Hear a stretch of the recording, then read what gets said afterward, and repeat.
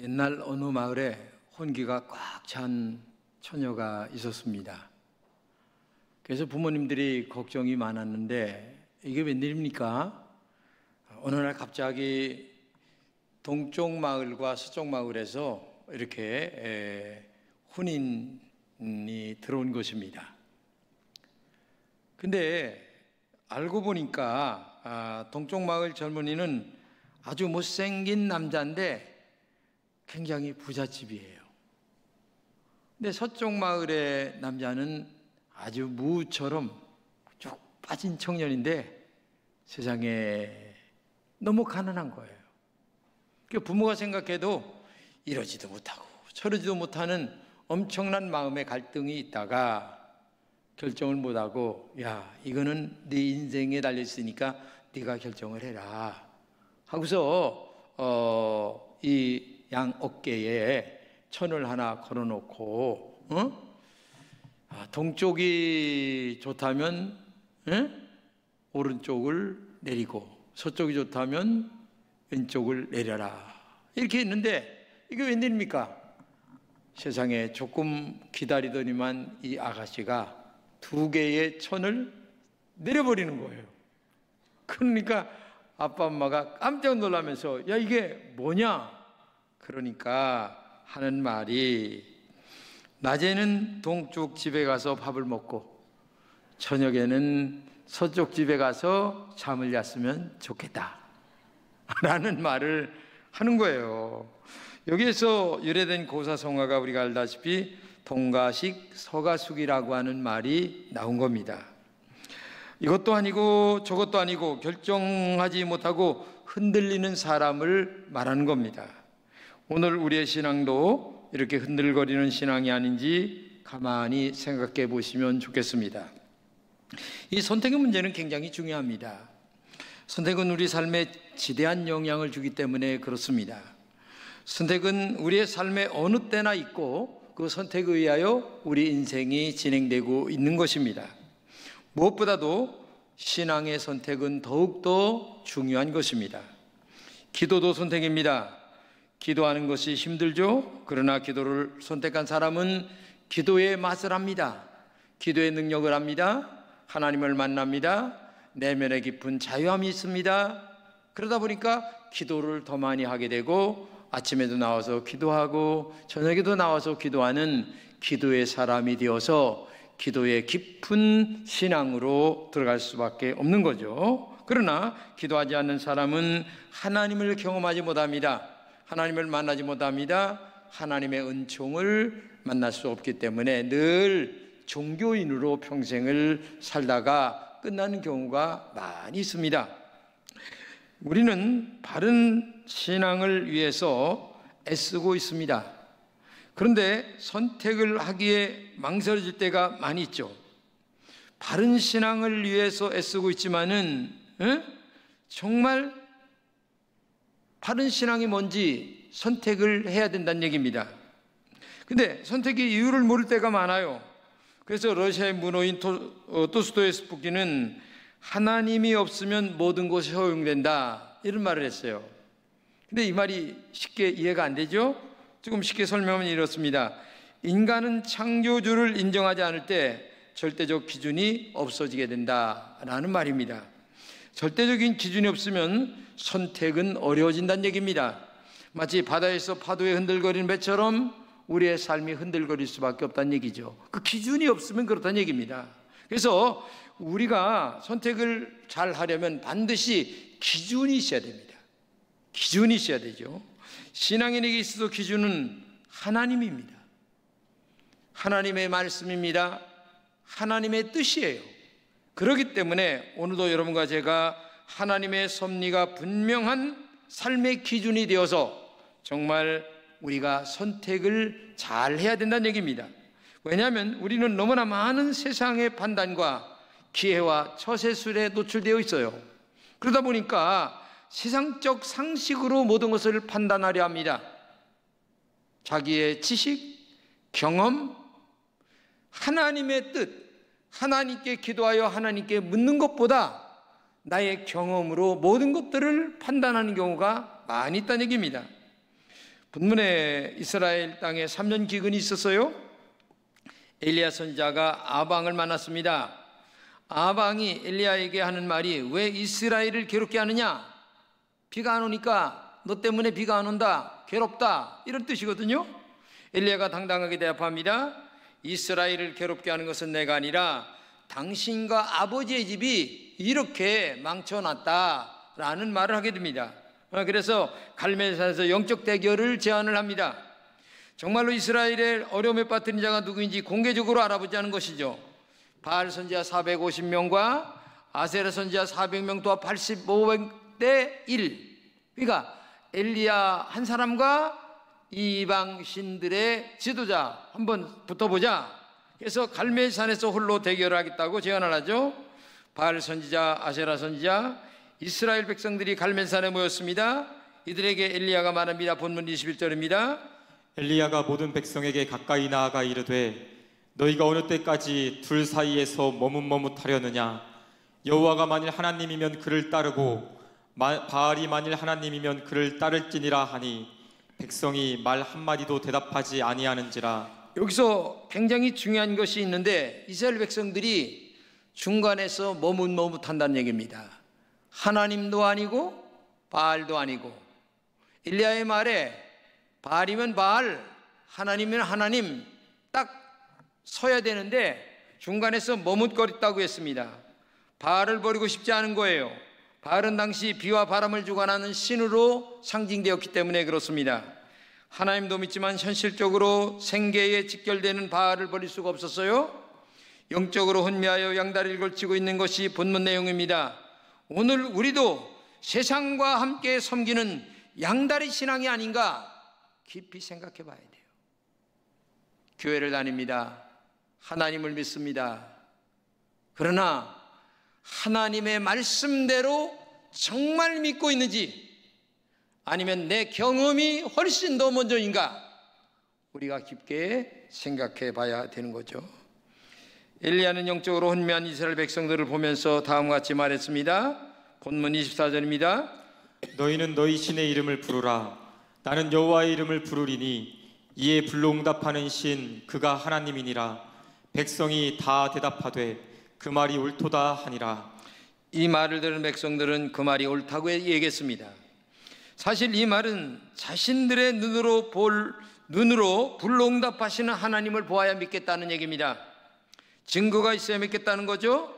정말 합리적이고 논리적인 것처럼 보입니다. 그러나 이러한 태도는 합리적이거나 논리적이거나 아니면 신중하지도 않은 것입니다. 이들의 영적 상태는 신앙의 기준이 없었어요. 마음에 딱 정해진 기준이 없는 거예요. 불신자와 같은 모습이에요. 이제 엘리야 선지자와 바알 선지자 간에 영적인 대결이 시작됩니다.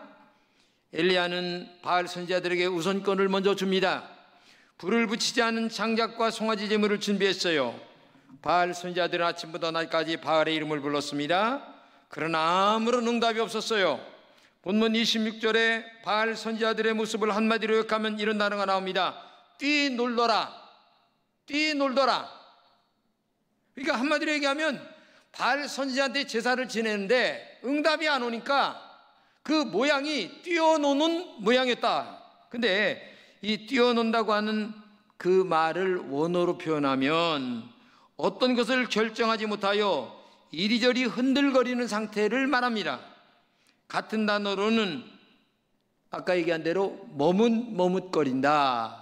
이게 바로 바알을 섬기는 자들의 영적 모습이었다는 얘기예요. 같은 단어 머뭇머뭇, 참 바알 선지자들이라 이스라엘 백성들이 이러지도 저러지도 못하는 상태라는 것을 우리에게 보여주는 말이죠. 네, 여기에 중요한 것이 있습니다. 왜 이스라엘 백성들은 바알도 하나님으로 부르고 있을까? 바알은 형상이 있어요. 이렇게 만들어 놓은 형상이 있다는 얘기예요. 출애굽한 백성들은 시내산에서 아론을 중심으로 금송아지를 만들고 하나님이라고 불렀어요.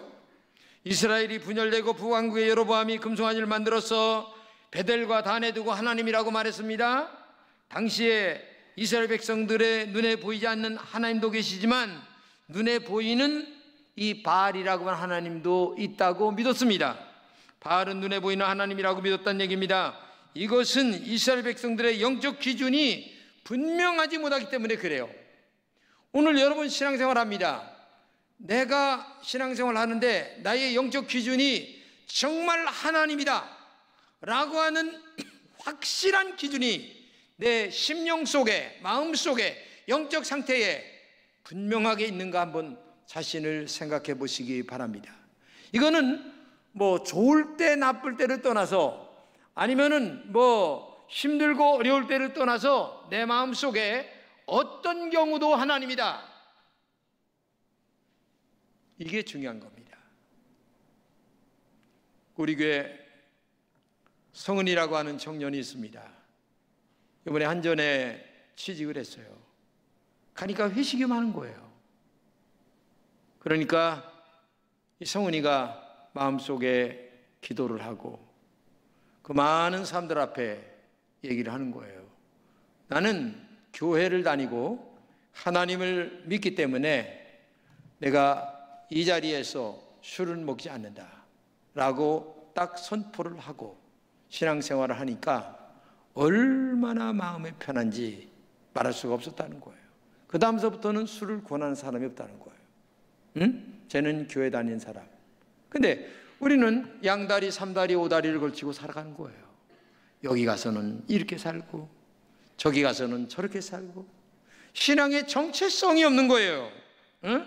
왜? 기준이 분명하지 못하기 때문에 그렇다는 얘기입니다. 이것은 예배에도 마찬가지입니다. 우리는 하나님만 예배해야 된다는 것을 알고 믿고 아멘합니다. 그런데 예배는 예배 드릴 때 우리의 처지를 좀 생각해 주세요, 이렇게 생각을 한다는 거예요. 하나님 앞에 예배한다는 건 맞아요. 근데 우리의 처지를 생각해 주세요. 예배 사는 사람의 입장이나 처지를 좀 고려해 달라는 얘기입니다. 그래서 예배하는 성도들을 편하게 배려해 주면 어떠냐. 그래서 모든 교회들이 갔다가 저녁에 오기가 힘들으니까 그저 1시 예배, 2시 예배, 3시 예배 마음대로 정해서 적당하게 때우고 가는 예배로 지금 정해져 있는데, 이게 지금 거의 90% 이상입니다.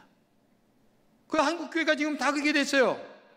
점심 먹고 그저 예배 드리고 가니까 예배 시간이 되면 그저 조는 분들이 많고 예배가 되지 않고 결국은 그저 간단하게 예배 드리고 그냥 오후 예배 드렸습니다, 이렇게 가는 경우가 많이 있다는 얘기예요. 그래서 성도들의 입맛에 맞는 설교를 하도록 강요도 합니다. 예배 시간을 타협하기도 합니다.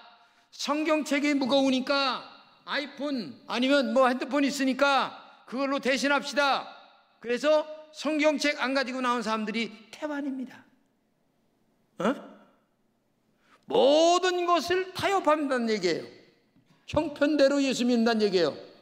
그러다 보니까 결국 나중에는 이제는 본질은 없어지고 비본질이 딱 남아서 결국 껍데기 신앙만 남는 경우가 태반이라는 얘기예요. 물론 처음에는 사람의 형편을 맞춰주기 때문에 좋을 것입니다. 그러나 이렇게 영적 기준이 하나님 중심에서 사람 중심으로 변질된다면 큰일입니다. 하나님의 자리에 사람이 앉기 때문에 문제가 되는 것입니다. 하나님이 주관하시는 교회가 아니라 사람이 좌지우지하는 교회가 되기 때문에 문제가 되는 거예요. 이러한 모습으로 하나님을 섬긴다고 하더라도 하나님과는 전혀 상관없는 신앙, 인간이 주인 되는 신앙, 이것이 오늘 우리들의 문제고 한국 교회의 문제고 혹시 나 자신의 문제가 아닌지 깊게 생각해 보시기 바랍니다. 우리의 믿음의 기준은 철저하게 하나님이어야만 합니다. 하나님의 말씀대로 나가야만 됩니다. 그리고 하나님만 찬양을 받으셔야 됩니다. 하나님만 죄를 용서하십니다. 그리고 하나님만 진정한 우리의 보호자가 되십니다. 하나님만 생사화복의 근원이 되시는 줄로 믿습니다. 그렇기 때문에 하나님이 진정한 우리의 신앙의 기준이 되는 신앙이어야만 정상적인 신앙이고 진정한 믿음의 신앙이라는 것을 우리가 알아야 된다는 얘기예요. 이제 엘리야 선지자 차례가 되었습니다. 본문 3절입니다. 엘리야가 모든 백성을 향하여 이르되 내게로 가까이 오라. 백성이 다 그에게 가까이 가매. 가까이 온다고 하는 말은 가까이에서 확실히 보고 믿으라, 하나님의 역사를 보고 믿으라, 그런 말이에요. 엘리야 선지자는 무너진 제단을 수축했죠. 그리고 하나님께 간절히 기도했습니다. 본문 36절에 이렇게 얘기합니다. 선지자 엘리야가 나아가서 말하되 아브라함과 이삭과 이스라엘의 하나님 여호와여, 주께서 이스라엘 중에서 하나님이신 것과 내가 주의 종인 것과 내가 주의 말씀대로 이 모든 일을 행하는 것을 오늘 알게 하옵소서. 이걸 좀 쉽게 얘기하면 세 가지로 이렇게 되는 얘기입니다. 첫째는 조상들의 하나님이 진정한 우리의 하나님이시다. 아브라함과 이삭과 야곱의 하나님이 우리가 믿는 하나님이시다. 두 번째는 엘리야 자신이 그 하나님의 종이란 얘기입니다. 그리고 세 번째는 자신이 하고 있는 모든 것들이 주님의 말씀에 순종하여 내가 지금 하고 있다라는 것을 알아야 된다는 것을 우리에게 말하고 있는 거예요. 한마디로 얘기하면 엘리야는 영적 기준이 분명했습니다. 하나님이었습니다. 오직 하나님의 영광이었습니다. 오직 하나님의 말씀에 철저한 순종이었습니다. 이게 엘리야의 영적 기준이었어요. 한번 여러분 자신을 생각해 보세요. 내가 교회를 다닙니다.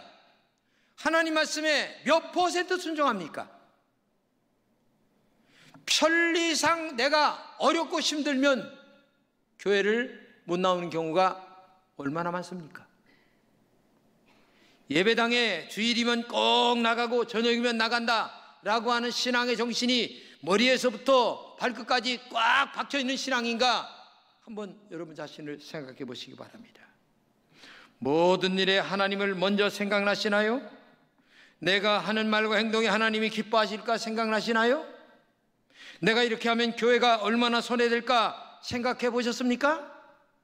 내가 행동하는 이 교회에 새로 나온 영혼들이 얼마나 상처를 받고 있는가, 한번 내 말과 행동이 정말 정상적인가 한번 생각해 보시면서 말과 행동을 하십니까?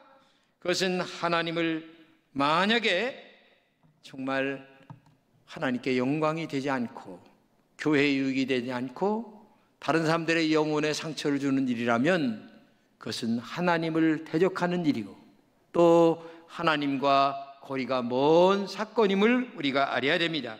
그것은 하나님이 기뻐하시는 일이 아니라는 것을 꼭 믿으시기 바랍니다. 하나님은 엘리야의 기도에 응답하셨습니다. 불이 내려서 번제물과 나무와 흙을 태우고 도랑의 물을 핥아버렸어요. 이 광경을 지켜본 백성들은 모두 땅에 엎드려 살아계신 하나님께 예배드렸습니다. 영적 전쟁에서 엘리야가 승리하게 되었습니다. 하나님의 선지자는 재판관이 되어서 바알과 아세라 선지자들의 목을 처형했습니다. 3년 6개월 동안 닫혀 있었던 하늘은 드디어 비를 내렸습니다. 언약의 저주가 풀리고 복이 내렸죠. 참된 예배가 회복이 됐다고 하는 것이 오늘 본문의 전체 얘기입니다. 우리는 이 사건을 통하여 우리에게 주시고자 하시는 하나님의 뜻을 정말 알아야 합니다. 본문 37절입니다. 여호와여 내게 응답하옵소서. 내게 응답하옵소서. 이 백성에게 주 여호와는 하나님이신 것과 주는 그들의 마음을 되돌이키심을 알게 하옵소서. 하나님은 영적으로 혼미하여 머뭇거리는 사람들에게 정말 한마디 말씀하시는데 정말 너희들 머뭇거리지 말아라. 믿음으로 살아라. 정말 하나님이 살아계신 하나님을 알아야 된다. 이것을 우리에게 말씀하고 있는 거죠. 주님의 택한 백성들이 하나님께로 돌아가기를 원하셨습니다. 하나님만이 신앙의 기준이 분명한 사람이 되기를 우리에게 원하셨습니다. 주님의 핏값으로 세운 교회가 바로 서기를 원하셨다는 얘기입니다. 그렇기 때문에 우리의 신앙의 기준이 나는 하나님이다, 나는 말씀이다, 나는 믿음이다 라고 하는 확실한 신앙관이 여러분들에게 있기를 진심으로 축복합니다. 이게 분명해야 되는 거예요. 교회에서 있었던 일이에요. 저도 개척해서 오다 보니까 정말 힘든 여러 과정이 있었죠. 왜? 사람이 없다 보니까. 근데 이 교회도 역시 마찬가지예요. 그러니까 깜도 안 되는 어느 집사님에게 말하자면 재정을 좀 보라고 얘기를 한 거예요. 그러니까 뭐 뻘쩍 뛰는 거죠. 나는 안 됩니다. 솔직하게 자기가 감이 안 되니까. 그러니까 이 목사님이 한 가지 제안을 했습니다. 오늘서부터 회사 나가가지고 점심을 먹을 때에 꼭 식사 기도를 손을 모으고 해라. 그러면 된다. 얘기를 한 거예요. 그러니까 할 수 없이 이제 해보겠다고 응답을 이제 말씀을 드리고 가서 하는데 진땀이 얼마나 나겠어요. 이제까지 교회 집사님인데 한 번도 식사 기도를 안 하고 밥을 먹었는데 목사님하고 약속은 했지. 안 할 수는 없지. 그래서 할 수 없이 약속을 하고 이제 식사 기도를 하게 되는데 참 땀이 뻘뻘 납니다. 난리가 납니다. 그래도 약속이니까 하여튼 하루하고 이틀하고 3일하고 열흘 지나고 보름 지나고 근데 마음이 좀 평안해지는 거예요. 그러면서 생기는 일이 뭐냐면 옆에 다른 사람들도 식사 기도를 하더라는 거야. 이때까지 한 번도 안 한 사람이 보니까 저 사람들은 다른 교회 집사님이야. 자기와 똑같이 지금까지 집사 생활을 한 거예요.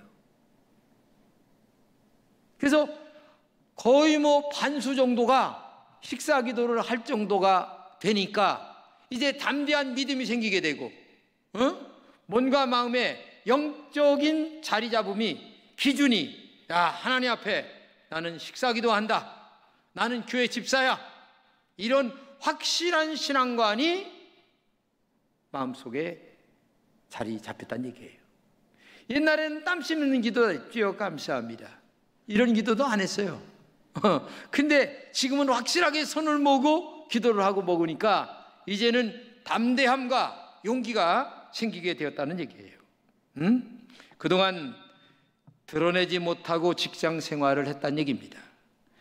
바른 신앙은 나는 하나님 편이라는 것을 확실하게 보여주는 것인 줄로 믿습니다. 나는 하나님의 교회를 사랑하는 사람이라는 것을 확실하게 보여주는 신앙이 되어야 된 줄로 믿습니다. 여호수아는 이런 유언을 남겼습니다. 24장 15절입니다. 만일 여호와를 섬기는 것이 너희에게 좋지 않게 보이거든 너희 조상들이 강 저쪽에서 섬기던 신들이든지 또는 너희가 거주하는 땅에 있는 아모리 족속의 신들이든지 너희가 섬길 자를 오늘 택하라. 오직 나와 내 집은 여호와를 섬기겠노라. 이 말이 뭡니까? 마지막 죽으면서 유언을 남기기를 너의 섬길 자를 택하라. 너희들 분명한 신앙생활을 해라. 하나님이냐 바알이냐? 나는 그리고 우리 집은 오직 여호와만 섬기겠다 하면서 죽었어요. 이게 중요한 것입니다. 나는 하나님인가? 아니면 바알인가? 마음의 기준점을 확실하게 정한 신앙이 우리에게 있어야 된다는 얘기예요. 이것도 아니고 저것도 아니고 양다리, 오다리, 삼다리를 걸치고 살아가는 그런 불신앙적인 신앙생활은 안 된다는 얘기입니다. 엘리야와 여호수아처럼 바른 신앙의 기준이 있는 사람에게 언제나 승리를 하나님은 보장하시는 줄로 믿습니다. 악한 영들은 지금도 교회를 끊임없이 공격합니다. 악한 영들은 여러분들을 지금도 끊임없이 공격합니다. 믿음의 사람들을 공격합니다. 이것은 분명한 영적 전쟁임을 알아야 됩니다. 인간의 싸움이 아니에요. 바로 악한 영들과의 싸움이라는 것을 꼭 기억하면서 우리는 승리해야 될 줄로 믿습니다. 신앙은 분명한 기준을 가지고 믿음으로 나아가면 반드시 승리하게 하신다는 사실을 알아야 합니다. 영적으로 참 믿음의 사람에게 주시는 하나님의 축복인 줄로 믿습니다. 오늘도 저와 여러분에게 힘들고 어려움이 많이 있다 할지라도 바른 믿음의 기준을 확실하게 가지시기를 축복합니다. 그 기준은 오직 하나님이십니다. 그 기준은 오직 진리의 말씀입니다. 그 기준은 하나님의 핏값으로 사신 교회를 나는 사랑한다라고 하는 표시입니다. 영적으로 무장하여 영적 전쟁에서 승리하는 은혜가 우리 금천교회 모든 성도들에게 있기를 진심으로 축복합니다.